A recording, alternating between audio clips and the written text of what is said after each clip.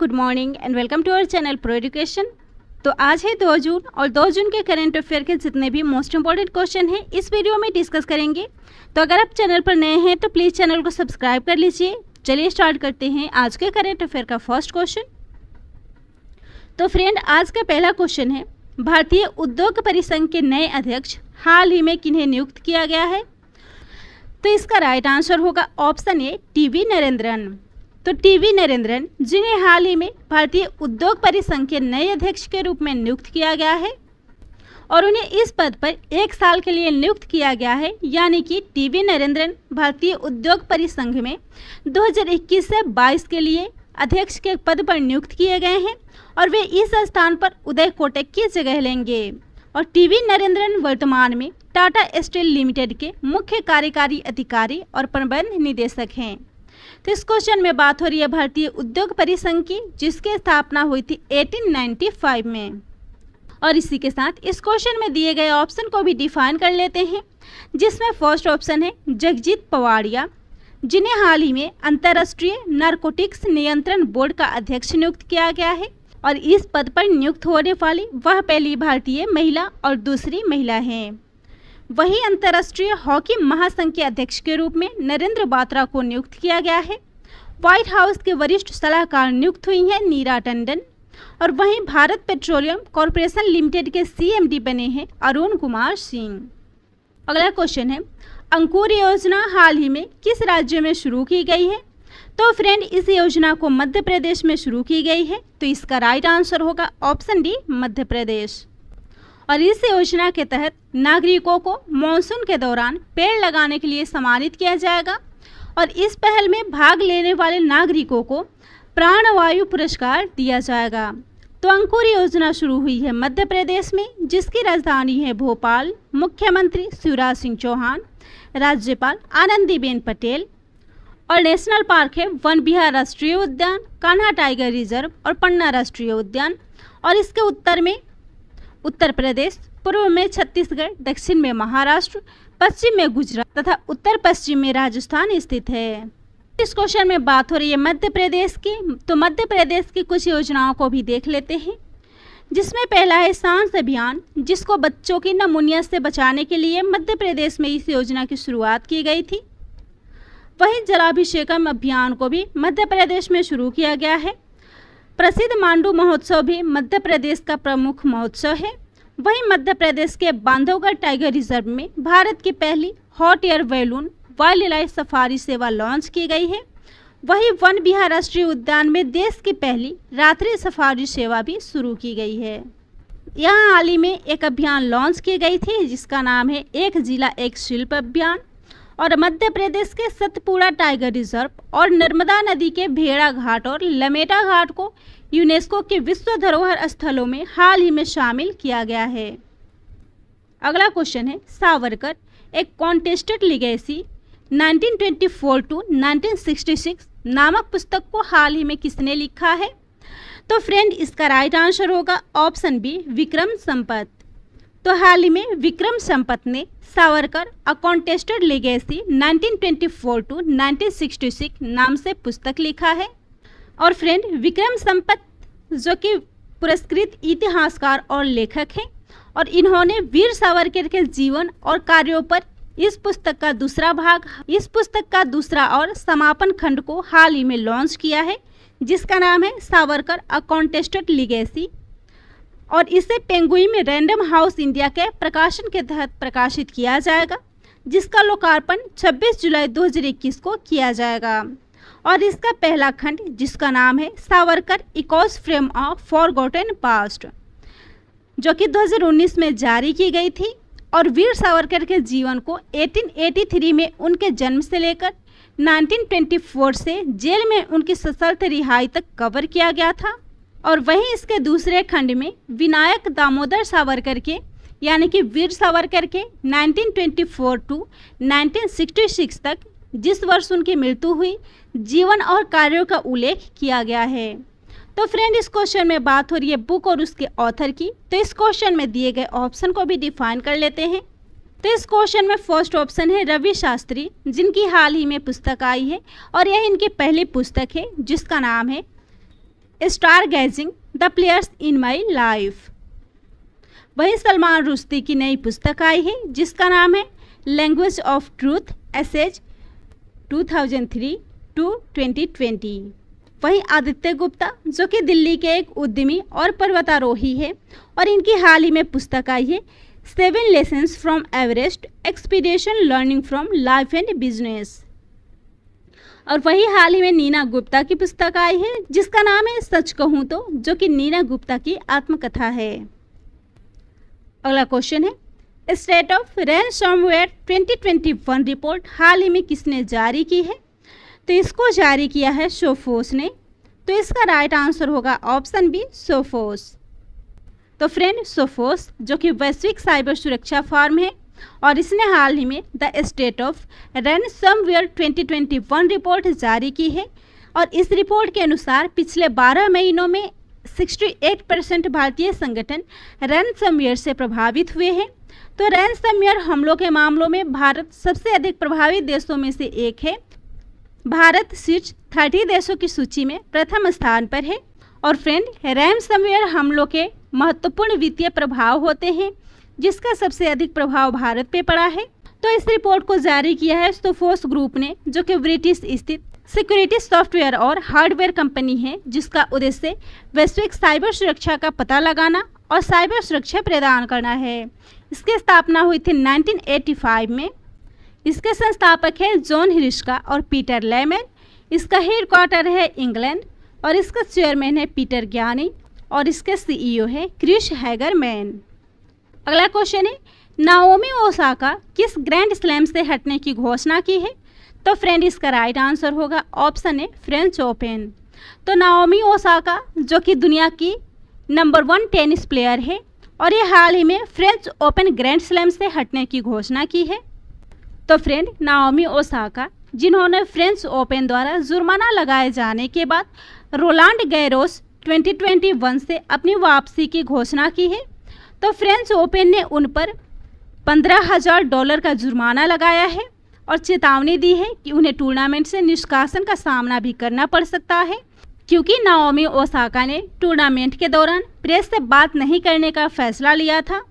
तो friend Naomi Osaka जो कि जापानी टेनिस खिलाड़ी हैं और उन्हें महिला टेनिस संघ के द्वारा नंबर 1 स्थान दिया गया है और वह एकल में शीर्ष रैंक हासिल करने वाली पहली एशियाई खिलाड़ी भी है और वह 4 बार ग्रैंड स्लैम में एकल चैंपियनशिप जीत चुकी है।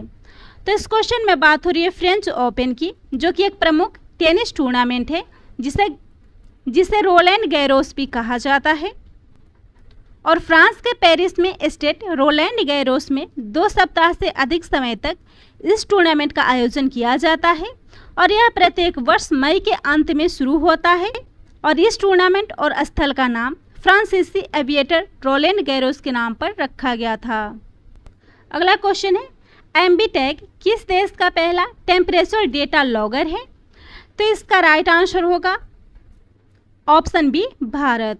तो एम्बीटेक जो कि भारत के पहला स्वदेशी टेम्पर डेटा लॉगर है। तो फ्रेंड एम्बीटेक जो कि यूएसबी डिवाइस के आकार का बनाया गया है और यह लगातार अपने आसपास के तापमान को कवर करता है और यह जानकारी कोविड-19 वैक्सीन, अंगों और रक्त परिवहन इत्यादि के लिए भी महत्वपूर्ण है। तो सब्जियों, मांस, डेयरी उत्पादों जैसे खराब होने वाली वस्तुओं के अलावा यह पारगमन के दौरान पशु वियर के तापमान की निगरानी भी कर सकता है। और फ्रेंड एम्बीटेक को टेक्नोलॉजी इनोवेशन हब अवध यानी कि agriculture and water technology development hub और इसके स्टार्टअप स्क्रैच नेट्स के द्वारा विकसित किया गया है। अवध जो कि आईआईटी रोपड़ में एक शोध केंद्र है। तो भारतीय प्रौद्योगिकी संस्थान रोपड़ जो कि मानव संसाधन विकास मंत्रालय द्वारा स्थापित एक संस्थान है जिसका पहला सत्र शुरू हुआ था 2008 में और यह संस्थान पंजाब के रूपनगर जिले में स्थित है। और फ्रेंड आईआईटी रोपड़ ने हाल ही में फेक बस्टर नामक एक डिटेक्टर भी विकसित किया है और हाल ही में आईआईटी रोपड़ ने पोर्टेबल इको फ्रेंडली मोबाइल शमशान प्रणाली भी विकसित की है। तो फ्रेंड इस क्वेश्चन में बात हो रही है आईआईटी संस्थान द्वारा विकसित टेक्नोलॉजी की। तो इस क्वेश्चन से जुड़े करंट अफेयर के कुछ इंपॉर्टेंट पॉइंट्स हैं। जिसमें पहला है IIT मद्रास, जिसने हाल ही में भारत का पहला 3D प्रिंटेड घर का निर्माण किया है।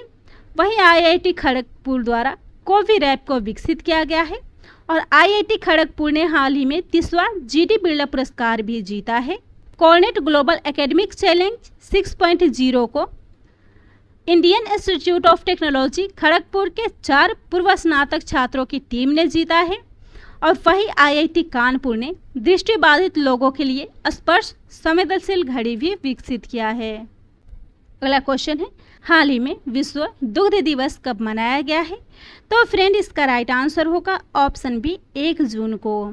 तो हाल ही में 1 जून को विश्व दुग्ध दिवस मनाया गया है और इस दिवस को संयुक्त राष्ट्र के खाद्य और कृषि संगठन के द्वारा प्रत्येक वर्ष मनाया जाता है, जिसका उद्देश्य लोगों को पोषण, पहुंच और सामर्थ्य सहित स्वास्थ्य के संबंध में डेयरी के लाभों के बारे में जागरूक करना है। और इस बार का विषय है पर्यावरण, पोषण और सामाजिक अर्थशास्त्र के संदेशों के साथ डेयरी क्षेत्र में स्थिरता।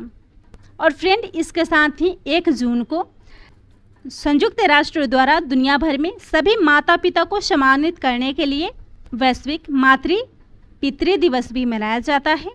वहीं 31 मई को हाल ही में तंबाकू निषेध दिवस मनाया गया है। तो इस क्वेश्चन में बात हो रही है विश्व दुग्ध दिवस की, जो कि खाद्य एवं कृषि संगठन के द्वारा मनाया जाता है, जो संयुक्त राष्ट्र सदस्य देशों को नीतियों के निर्माण एवं धारणीय कृषि का समर्थन करने के लिए योजना बनाने एवं कानूनों में परिवर्तन करने की एक संस्था है। इसकी स्थापना हुई थी 11 अक्टूबर 1945 में। मुख्यालय है रोम, इटली और अध्यक्ष है चू डोंग्यू। अगला क्वेश्चन है, street fast defender 21 war games को किसके द्वारा आयोजित की जाएगी? तो इसका राइट आंसर होगा ऑप्शन ए नाटो। तो इस अभ्यास को नाटो के द्वारा आयोजित की जाएगी। तो फ्रेंड नाटो यानी कि नॉर्थ अटलांटिक ट्रीटी ऑर्गेनाइजेशन, जो कि यूरोप में street fast defender 21 war games का आयोजन कर रहा है और इस सैन्य अभ्यास में 20 देशों से लगभग 9000 सैनिक शामिल हैं, जो कि रूस के उद्देश्य से नहीं बल्कि काला सागर क्षेत्र पर ध्यान केंद्रित करने के लिए, जहां पर रूस पर जहाज़ों के मुक्त नेविगेशन को अवरुद्ध करने का आरोप है। इस उद्देश्य से इस अभ्यास का आयोजन किया जाता है। तो इसको आयोजित कर रहा है नाटो, जो कि उत्तर अटलांटिक संधि संगठन है, यानी कि नॉर्थ अटलांटिक ट्रीटी ऑर्गेनाइजेशन है और यह 30 उत्तरी अमेरिकी और यूरोपीय देशों के बीच अंतर सरकारी सैन्य गठबंधन है। नाटो का मुख्यालय है ब्रुसेल्स, बेल्जियम। नाटो के सैन्य समिति के अध्यक्ष हैं Air Chief Marshal Stuart Peach और नाटो के सदस्य देश हैं 30। इसकी स्थापना हुई थी 4 अप्रैल 1949 में। अगला क्वेश्चन है, 2021 का 6th man of the year हाल ही में किसने जीता है? तो इसका राइट आंसर होगा ऑप्शन ए जॉर्डन क्लार्कसन। तो हाल ही में जॉर्डन क्लार्कसन ने 2021 का 6th man of the year पुरस्कार को जीता है। तो फ्रेंड जॉर्डन क्लार्कसन, जिन्होंने 2020-21 के लिए किया NBA 6th मैन अवार्ड को जीता है और जॉर्डन क्लार्कसन इस अवार्ड को जीतने वाले पहले जैज खिलाड़ी बने हैं। तो फ्रेंड इस क्वेश्चन में बात हो रही है हाल ही में मिले पुरस्कारों की। तो हाल ही में भारत के केंद्रीय स्वास्थ्य मंत्री डॉक्टर हर्षवर्धन को तंबाकू नियंत्रण के क्षेत्र में उनकी उपलब्धियों के लिए विश्व स्वास्थ्य संगठन के द्वारा WHO महानिदेशक विशेष मान्यता पुरस्कार से सम्मानित किया गया है। वहीं संयुक्त राष्ट्र के प्रतिष्ठित पदक से सम्मानित होने वाले कॉर्पोरेल युवराज सिंह, नागरिक शांति रक्षक इवान माइकल पिकार्डो और मूलचंद यादव शामिल हैं।